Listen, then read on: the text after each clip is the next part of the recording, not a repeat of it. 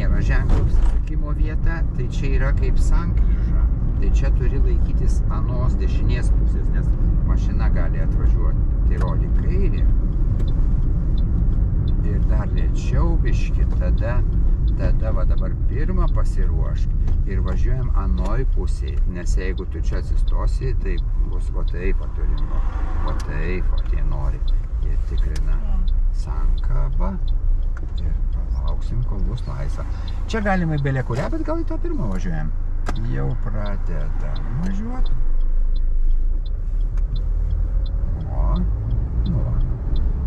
Tai atsiminsi, jeigu yra ženklas apsisukimo vieta, mes sukamės laikydamėsi kairės pusės, jeigu nėra ženklo sankryžoj, tada mes laikomės dešinės.